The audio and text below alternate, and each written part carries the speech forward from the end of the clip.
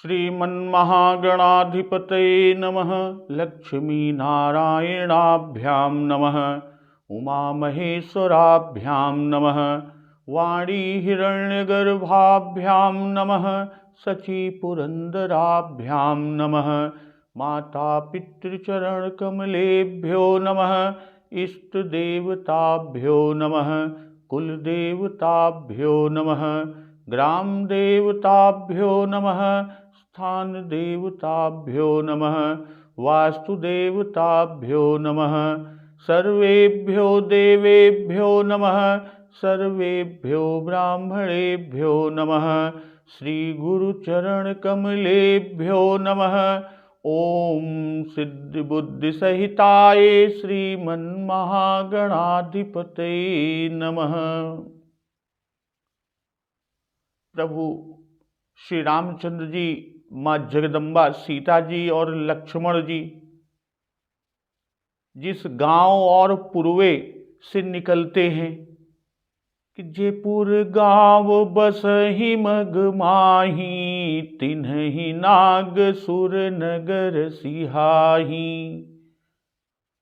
जो गांव और पूर्वे रास्ते में बसे हैं, प्रभु यमुना जी पार कर निषाद राज को वापस भेजकर और आगे बढ़ते हैं तो तट के तीर पर जो गांव है, पुर हैं या पूर्वे हैं, वहाँ के जो पथिक हैं रास्ते में मिलते हैं तो उनके बारे में कह रहे हैं कि जो गांव और पूर्वे रास्ते में बसे हैं तो नागों और देवताओं के नगर उन गांवों और पूर्वों को देखकर उनकी प्रशंसा और ईर्ष्या करते हैं, या यूं कहें कि प्रशंसा पूर्वक ईर्ष्या करते हैं और ललचाते हुए कहते हैं क्या कि केहि सुकृति केहि घरी बसाए, धन्य पुण्यमय परम सुहाए।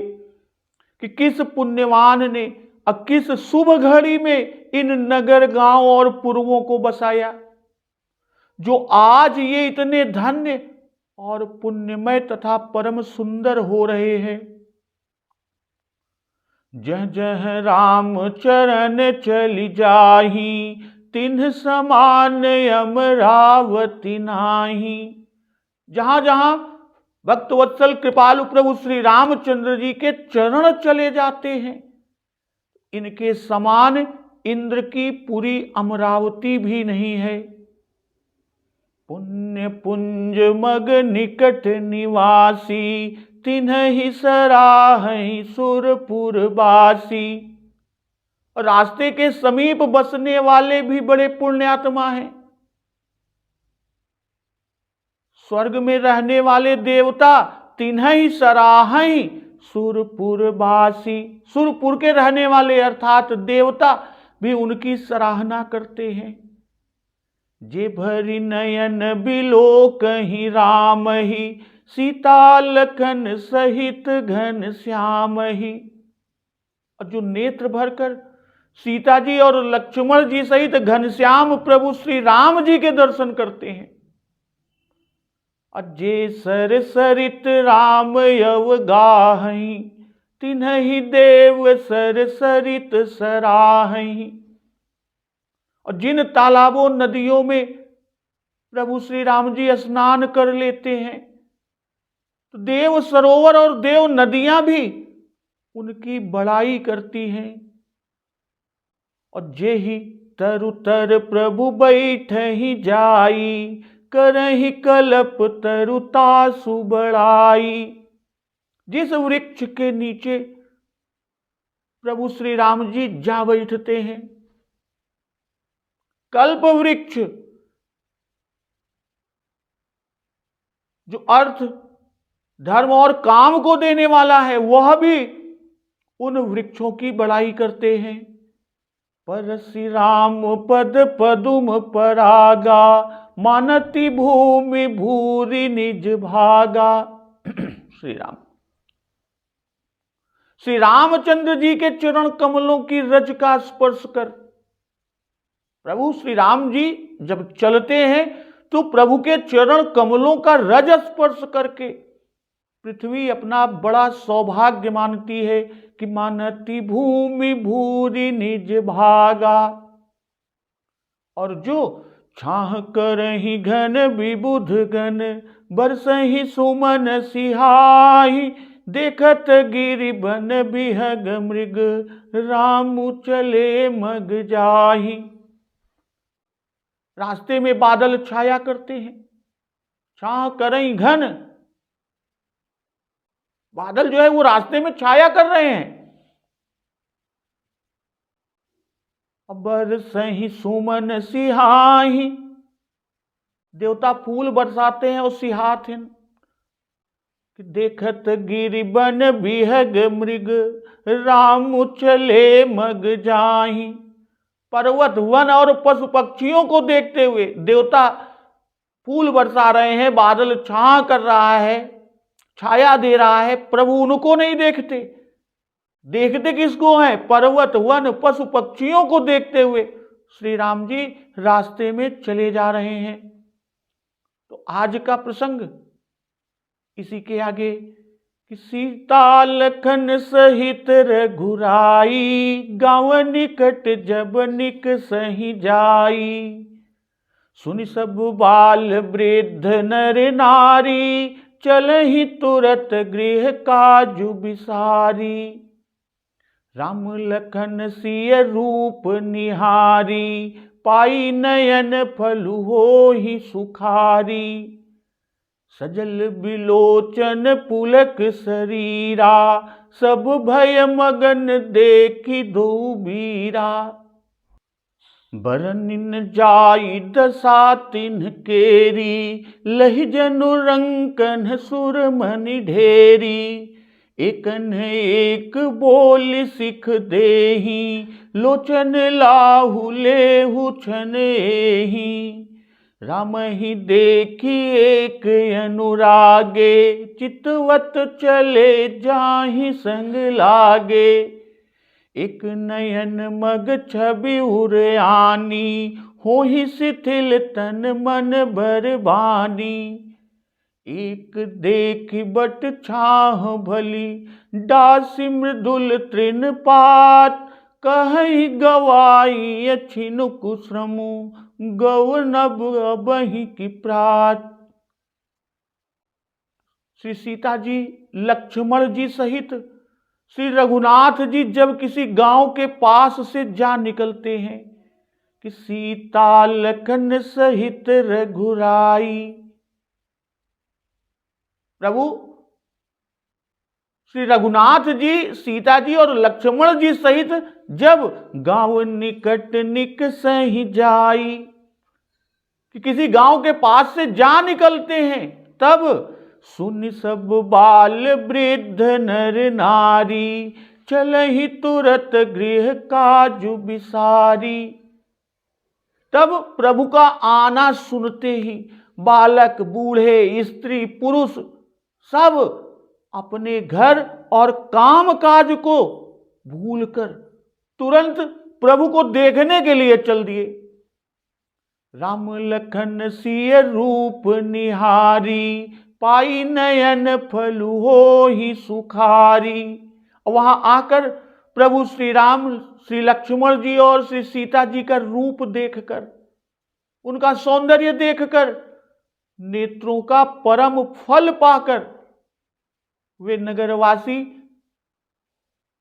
वे सभी कौन? सुन सब बाल वृद्ध नर नारी, बालक वृद्ध नर नारी सभी सुखी होते हैं। सज्जल बिलोचन पुलक शरीरा, सब भय मगन देखी दो बीरा।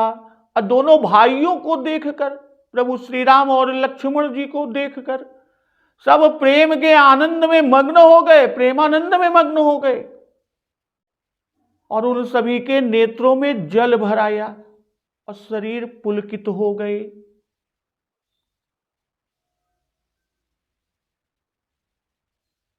सीता लखन सहित रघुराई, गाँव निकट जब निक सही जाई। प्रभु श्री राम सीता जी और लक्ष्मण जी के साथ जब किसी गांव के पास से निकलते हैं तो सुनि सब बाल वृद्ध नर नारी, चलहि तुरत गृह काज बिसारी।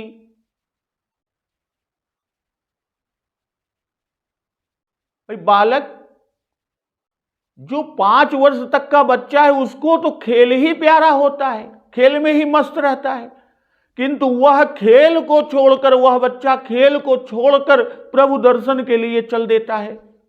अब बुढ़े घर छोड़कर चल देते हैं, रह गए बीच के युवावस्था वाले, तो वे घर का सारा काम काज भुलाकर चल दिए। बाल वृद्ध और गृह कार्य सब एक दूसरे भाव में कहें तो जो गांव के सभी स्त्री पुरुष युवा और युवतियां हैं वो बाल और वृद्ध तथा गृह कार्य सबको बिसराकर, सबको भूल कर चल पड़ते हैं। और वहां पहुंचकर राम लखन सिय रूप निहारी, पाई नयन फल हो ही सुखारी। भाई नेत्रों का फल प्रभु श्री राम जी का दर्शन है कि निज प्रभु बदन निहारी निहारी, लोचन सुफल करौर गारी। असुखी होना कहकर फिर उनके सुख की दशा का वर्णन बाबा गोस्वामी तुलसीदास जी कर रहे हैं। जैसे उल्लेख किया कि ग्राम निकट जब निक सही जाई, देखहि दरस नारी नर धाई, होहि सनाथ जन्म फल पाई। तो ये ग्रामवासी दर्शन पाकर, जो गंगा जी और यमुना जी के बीच का स्थान है, ये ग्रामवासी दर्शन पाकर सनाथ होते हैं, हो ही सनाथ जन्म फल पाई, और समझते हैं कि हमने जन्म लेने का फल प्राप्त कर लिया। और यहां यमुना जी के पार जो प्रभु चल रहे हैं और सभी नर नारी वृद्ध बाल आए हुए हैं, ये नेत्रों का फल पाकर सुखी होते हैं। तो इस भेद के पीछे का कारण कि पहले कि ग्राम निकट जब निक सही जाई, देखहि दरस नारी नर धाई, और हो ही सनाथ जन्म फल पाई। ये गंगा जी और यमुना जी के बीच के नैमिष क्षेत्र के निवासी होने से इन लोगों से अधिक, जो यमुना जी के पार हैं, इन लोगों से अधिक सुकृति थे। तो सजल बिलोचन पुलक शरीरा, सब भय मगन देखी दो बीरा। यहां मग्न होने में वीर का दर्शन कह रहे हैं। बाबा जी गोस्वामी तुलसीदास जी के कहने का भाव कि वीर है, इन्होंने जबरदस्ती मन को आकर्षित कर लिया। 10 शीश रावण के मारने वाले ही दर्शक की 10 इंद्रियों को छेद कर और उनके मन को वश में कर सकते हैं। तो सज्जल बिलोचन पुलक शरीरा, सब भय मगन देखी दो बीरा। कि राम जी, लक्ष्मण जी, जानकी जी के रूप के दर्शन से ग्रामीणों के नेत्र सुफल हो रहे हैं। और सुंदरता वही सुंदरता है जिसके देखने से सुख मिले। अगर सुख न मिला तो कैसी सुंदरता। तीनों प्रभु श्री राम, लक्ष्मण जी और जानकी जी के दर्शन से इन सबको अलौकिक सुख मिल रहा है। पर राम जी और लक्ष्मण जी में कुछ विशेषता है, और वह विशेषता यह है कि इनके रूप में धीरता की छटा है। इसलिए इन दोनों वीरों को देखकर तो वे सभी मग्न हो गए, तन और मन की सुधि भूल गई, इस तरह से मग्न हुए। भाई बालक और वृद्ध लोग सब तीनों का अनुपम रूप देखकर सुखी हुए। स्त्रियां दूर ही रुक गई, पुरुष निकट चले गए। तब श्री जानकी जी ने स्त्रियों की ओर मुख कर लिया, जिससे पुरुष अब दोनों वीर को देखकर मग्न हो गए। भय मगन देख दो बेरा। जब माता जानकी जी ने स्त्रियों की ओर मुख कर लिया तो पुरुषों को अब सिर्फ दोनों वीर यानी प्रभु श्री राम और लक्ष्मण जी दिखाई दिया। उन्हीं को देखकर वे सब मग्न हो गए। और स्थिति बरन जाई दशा तिन्ह केरी, लहि जनु रंकन सुर मन ढेरी। तो उनकी दशा वर्णन नहीं की जा सकती। अब कुछ ऐसा जान पड़ता है कि मानो दरिद्रों को चिंता मणि की ढेरी मिल गई हो। लहि जनु रंकन सुर मणि ढेरी, जो महादरिद्र हैं उन दरिद्रों को चिंता मणि रूपी ढेरी मिल गई। एकन एक बोल सिख देही, लोचन लाहु लेहु छन एही।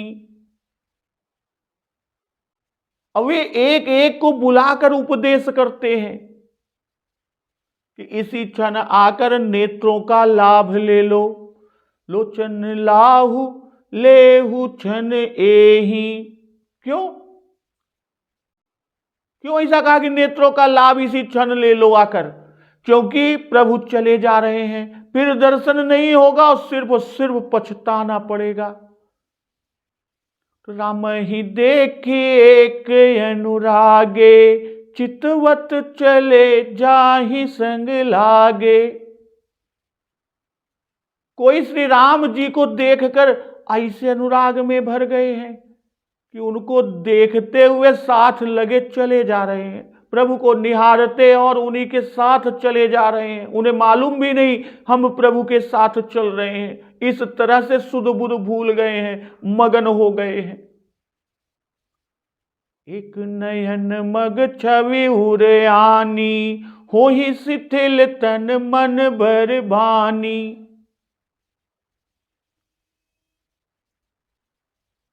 कोई नेत्र के मार्ग से प्रभु की छवि को हृदय में बसाकर तन मन और श्रेष्ठ वाणी से शिथिल हो जाते हैं। अर्थात तन मन वचन सबके व्यवहार बंद हो गए।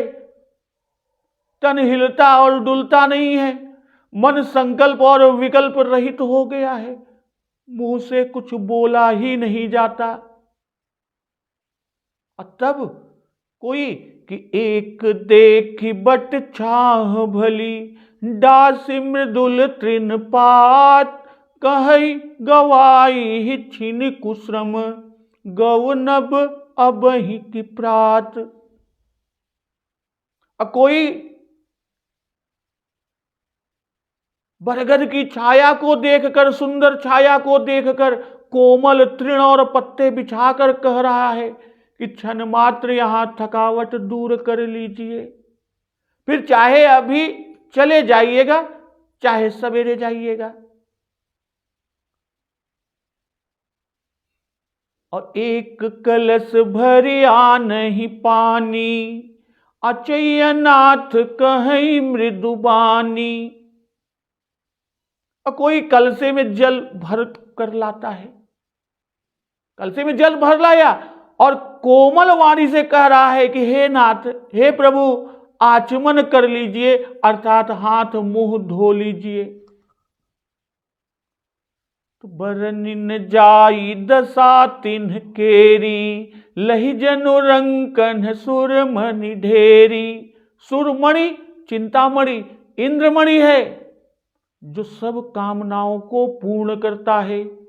और यह मणि इंद्र के पास है और केवल एक ही है, ऐसा नहीं कि कई हैं, एक ही मणि है और वो भी इंद्र के पास है। और उस एक के पाने से इंद्र को आनंद है, जो देवताओं का राजा है। तो भला जिसको इस मणि का ढेर और वो भी बिना परिश्रम अकस्मात मिल जाए, अकस्मात प्राप्त हो जाए, उसके आनंद का अनुमान कौन कर सकता है? इसलिए कहा कि उनके प्रेमानंद दशा का वर्णन नहीं हो सकता। तो यहां प्रभु श्री राम, लक्ष्मण और सीता जी तीन हैं, इसलिए भी ढेरी कहे। या इस रूप में जाने कि राम जी के जितने अंग हैं सभी चिंतामणि हैं, रत्नवत हैं इसलिए ढेरी, कि लही जनु रंकन सुर मणि ढेरी। और दशा का वर्णन नहीं हो सकता कि को हम कहाँ बिसरी सब गए। और दूसरा कि कहीं न जाई सो दशा भवानी। और उल्लेख मिलता है कि कोमय चलेऊ कहाँ नहीं बूझा। तो प्रेम की दशा ही ऐसी है, प्रेम की दशा का वर्णन नहीं हो सकता। फिर भी विषयानंद की उत्प्रेक्षा द्वारा बाबा गोस्वामी तुलसीदास जी कुछ कहते हैं। गीतावली में कहा कि लालची कौड़ी के कूर पारस पड़े हैं पाले, जानत न को है कहा कि वो सो बिसर गे। बुद्धि न विचार न बिगार न सुधार सुधि, देह गेह नेह नाते मन से बिसर गे। अब प्रभु राम ही देखिए के अनुरागे, चितवत चले जाहि संग लागे। तो यहां 4 प्रकार के मगवासियों का वर्णन बाबा गोस्वामी तुलसीदास जी ने किया। एक वे मगवासी जो अनुरक्त होकर बराबर देखते और साथ लगे चले जाते हैं, प्रभु को निहारता है उन्हीं के साथे चला जाता है बराबर। और दूसरे वे मगवासी जो प्रभु की छवि को हृदय में धारण कर, उनकी छवि को हृदय में धारण किया, अब मनसा वाचा कर्मणा शिथिल हो गए, मन संकल्प विकल्प रहित हो गया, कर्म से कुछ हो नहीं रहा, इंद्रियों से, और वाचा वाणी कुछ निकल नहीं रही। और तीसरे वे मगवासी जो इन्हें देख तुरंत दौड़कर वट वृक्ष की शीतल छाया के नीचे बड़ी शीघ्रता से घास और पत्ते एकत्र कर बिछाते हैं और प्रभु से कुछ देर विश्राम कर लेने की प्रार्थना करते हैं। और चौथे वे मगवासी हैं जो तुरंत जाकर कलसे में ताजा स्वच्छ मधुर जल भरकर और लाकर प्रभु को अर्पण करते हैं। तो इनके अतिरिक्त वह इन्हीं में से एक वह भी है जो दूसरों को बुलाकर दर्शन करने का उपदेश देते हैं। तो यहां ग्रामवासियों के साथ 3 प्रकरण, कर्म, ज्ञान और उपासना, बाबा गोस्वामी तुलसीदास जी ने दिखाया। पहले वाले कि राम ही देखी एक अनुरागे, कर्मकांडी है, और दूसरे कि एक नयन मग छवि उर आनी, ये ज्ञानी है। और तीसरे चौथे एक देख बट छाह भली, और दूसरा कि एक कलश भरी आ नहीं पानी। ये करते हैं तो वे उपासक हैं। कर्मकांडी और ज्ञानी के यहां प्रभु उपस्थित नहीं हुए और उपासकों के यहां प्रभु ठहरे। तो चारों प्रकार के भक्त इन ग्रामवासियों में बाबा गोस्वामी तुलसीदास जी ने दिखाया कि एक न एक बोल सिख देही, कि ये तत्व यही है, दर्शन शीघ्र कर लो। तो यहां जिज्ञासु भक्त को दिखाया। राम ही देखी एक अनुरागे, ये आर्त भक्त हैं। और एक नयन मग छवि उर आनी, भाई जो परम धन मानकर प्रभु दर्शन को हृदय में धर लेते हैं तो वे अर्थार्थी भक्त हैं। और एक देख बट छाह भली, बट छाया मानो रत्न मंदिर है और वहां तृण पत्र रूपी आसन बिछाया। तो ये ज्ञानी भक्त हैं, ज्ञानी परिकरों में हैं, इसलिए इनके प्रकरण में आसन हुआ। और ये चारों भक्त गिनाकर तब 5वां भक्त प्रेमी भक्त कहा। जैसे नाम वंदना प्रकरण में बाबा गोस्वामी तुलसीदास जी ने उल्लेख किया है कि साधक नाम जप ही लय लाए, हो ही सिद्धि अनमादिक पाए। जप ही नाम जन आरत भारी, मिटहि कुसंकट हो ही सुखारी। राम भगत जग चारि प्रकारा, सुकृति चारु अनघ उदारा, चहु चतुर कहु नाम यधारा, ज्ञानी प्रभु ही विशेष पियारा, चहु जुग चहु श्रुति नाम प्रभाऊ, कलि विशेष नहीं आन उपाऊ। तो यहां पर 4 प्रकार के भगत की बात किया प्रभु श्री रामचंद्र जी ने।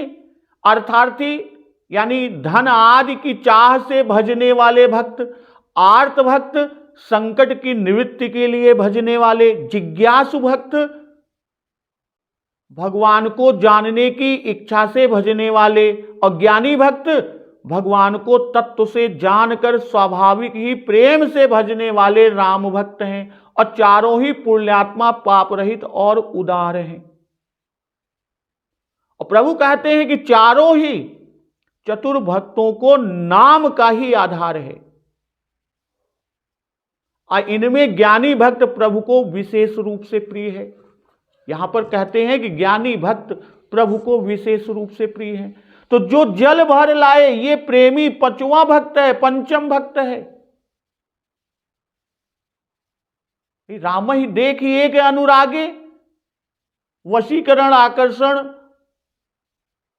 प्रयोगों की एवं परा प्रेमा 9 भक्तियों की दशाएं पृथक पृथक दिखती हैं। जिन पर वशीकरण पड़ा हुए पराभक्ति की रीति से रघुनंदन को देखकर अनुरक्त हो गए, देखते हुए संग लगे चले जा रहे हैं। और दूसरे वे भक्त जिन पर मोहनी पड़ी, वे प्रेमा भक्ति की रीति पर छवि को हृदय में बसाकर प्रेम की उमंग से विह्वल हो गए। उनका मन रूप में आसक्त है, शरीर शिथिल पड़ गया है और वाणी रुक गई है। और तीसरे वे भक्त जिनके चित्त का आकर्षण हुआ है, वे 9 भक्ति की रीति बरत रहे हैं। भाई बट की छांव में कुछ पल्लव आदि बिछाकर बैठने की प्रार्थना करते हैं। तो यह आसनोपचार हुआ। और इन्हीं में वे हैं जो जल लाकर आचमन करने की विनय करते हैं। तो यह 9 भक्ति का अर्घपाद्य आचमन उपचार हुआ।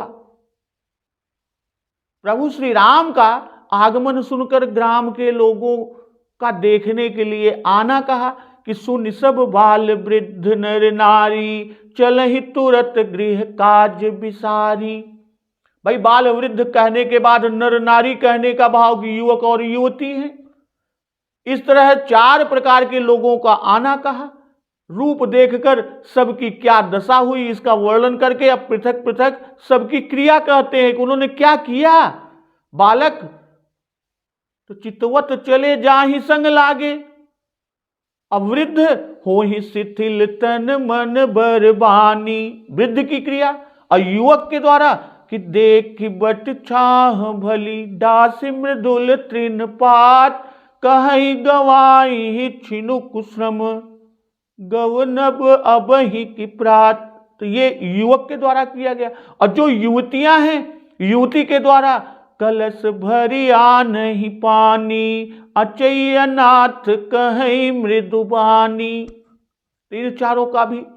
अब बाबा गोस्वामी तुलसीदास जी की भावुकता, एक सुंदर राजकुमार के छोटे भाई और स्त्री को साथ लेकर घर से निकलने और वन वन फिरने से अधिक मर्मस्पर्शी दृश्य क्या हो सकता है।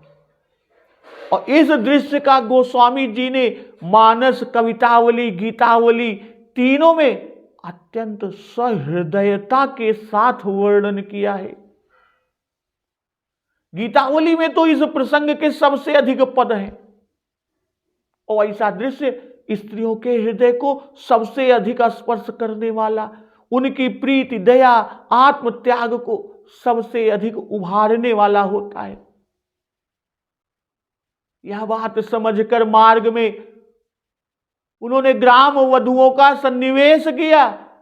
ये स्त्रियां श्री राम जी के अनुपम सौंदर्य पर स्नेह शिथिल हो जाती है। उनका वृत्तांत सुनकर राजा की निष्ठुरता पर पछताती है। कैकेयी की कुचाल पर भला बुरा कहती है। सौंदर्य के साक्षात्कार से थोड़ी देर के लिए उनकी वृत्तियां कोमल हो जाती है, अपने को भूल जाती है। यह कोमलता उपकार बुद्धि की जननी है। तो आगे बाबा गोस्वामी तुलसीदास जी लिखते हैं कि सुनि प्रिय बचन प्रीति अति देखी, राम कृपालु सुशील बिसेखी। कि उनके प्यारे वचन सुनकर, उनका अति प्रेम देखकर बड़े ही दयालु और सुशील प्रभु श्री राम जी जानी श्रमित सीय मन माही, घरिक विलंब कीन्ह बट छाही। मन में सीता जी को थकी हुई जानकर कोई घड़ी भर बरगद की छाह में ठहर गए, जहां पर रुकने के लिए कह रहे थे कि एक देखी बट छाह भली, दासी मृदुल तृणपात। तो बरगद की छांव में तनिक घड़ी भर रुक गए। अमुदित नारी नर देख ही शोभा, रूप अनूप नयन मनुलोभा। स्त्री पुरुष आनंद से शोभा को देख रहे हैं। उस उपमा रहित रूप ने उनके नेत्रों और मन को लुभा लिया। अर्थात उनका जी चाहता है कि इन्हें देखा ही करें, ऐसे देखते ही रहें, और ये सदा प्राप्त रहें, ऐसे ही सामने रहें। तो एक टक सब सोहै चहु ओरा, रामचंद्र मुख चंद्र चकोरा। सब चारों ओर टकटकी लगाए, एक टक श्री रामचंद्र जी के मुख चंद्र को कैसे देख रहे हैं? चकोरवत देखते हुए शोभित हो रहे हैं। तो सुन प्रिय बचन प्रीति अति देखी, राम कृपाल सुशील बिसेखी। बिसेखी की कृपालुता सुशीलता औरों में भी है, पर प्रभु श्री राम में सबसे अधिक है, जैसी किसी और में नहीं।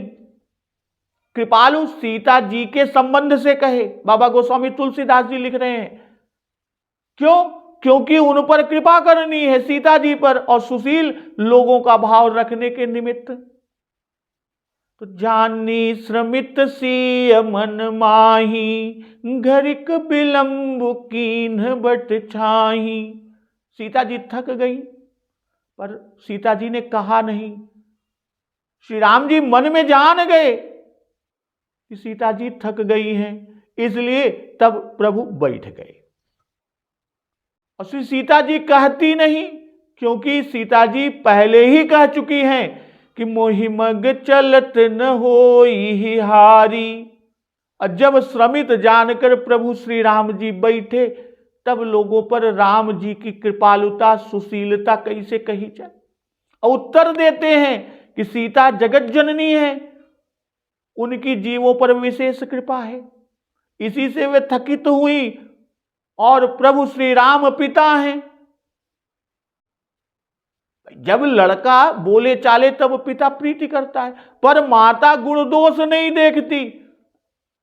अब प्रभु एक घड़ी के लगभग ठहरे और श्री सीता जी की श्रम पर एक युक्त कवितावली में कहा है कि जल को गए लखन है लरिका, परिखो पिय छाह घड़ी है ठाड़े। पोछी पसे उबयारी करऊं, अरुपाय पखारी हूं भू भूर डाढ़े।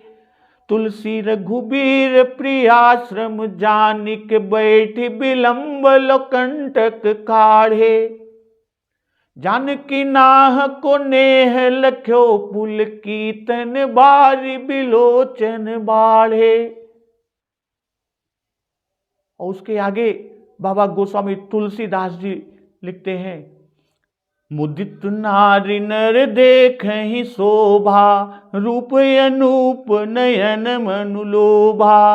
एकटक सब सोहै चहु ओरा, रामचंद्र मुख चंद्र चकोरा। रूप अनूप है, इससे नेत्र और मन लुप्त हो गए। एक टक अर्थात पलक भी नहीं मारते, बिल्कुल एक टक बिना पलक झपकाए।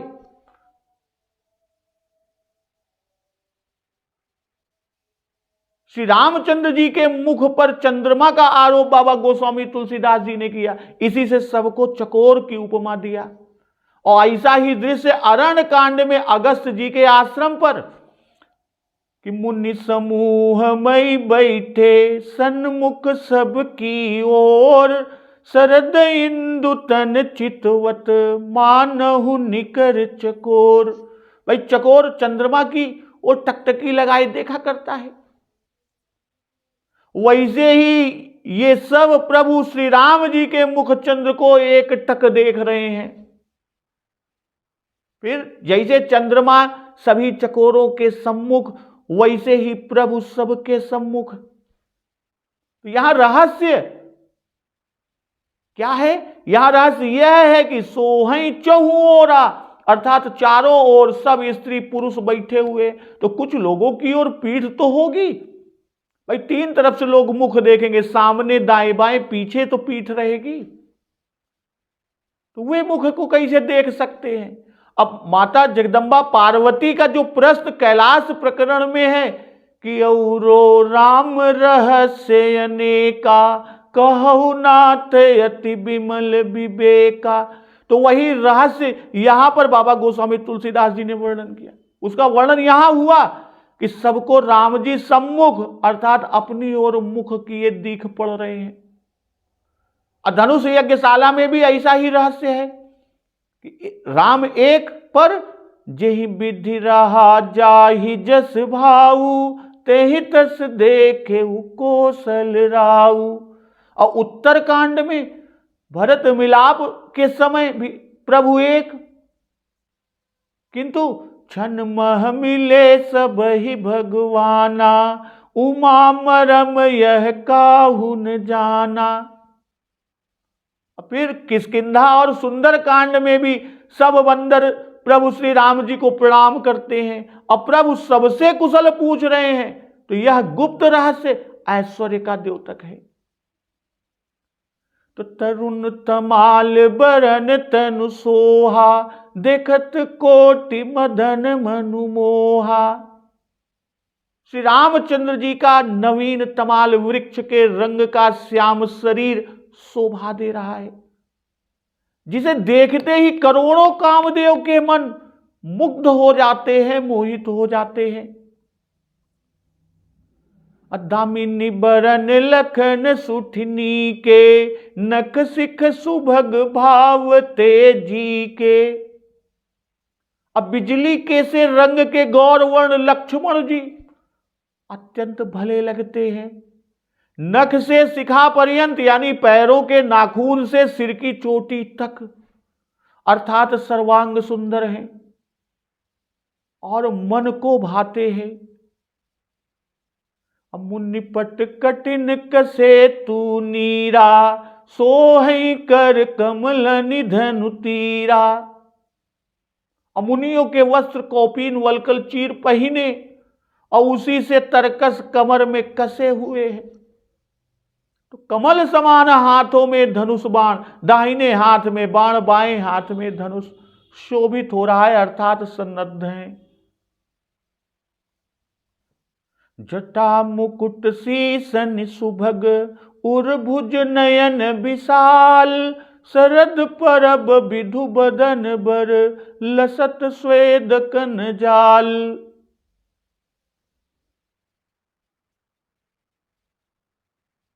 प्रभु के सुंदर सिरों पर सुंदर जटाओं के मुकुट हैं, अर्थात सिर पर जटाएं मुकुटाकार बांधे हुए हैं। छाती, भुजाएं और नेत्र विशाल हैं।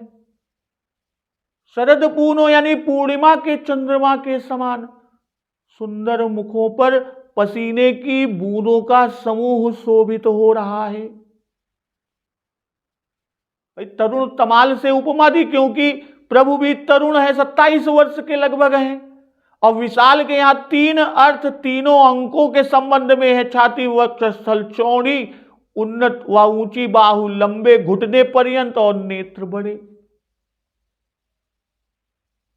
तो अब आगे उस मनोहर जोड़ी के वर्णन कि उनकी शोभा इतनी अधिक है कि वर्णन नहीं हो सकता। और श्री राम लक्ष्मण सीता जी की सुंदरता को सब लोग मन चित्त बुद्धि तीनों को लगाकर देख रहे हैं। और आगे का प्रसंग हम लोग अगले दिवस की कथा में श्रवण अमृत पान करेंगे।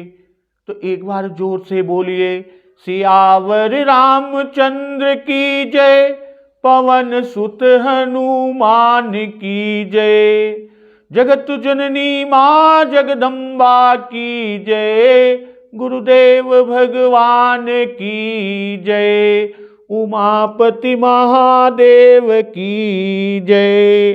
जय श्री राम।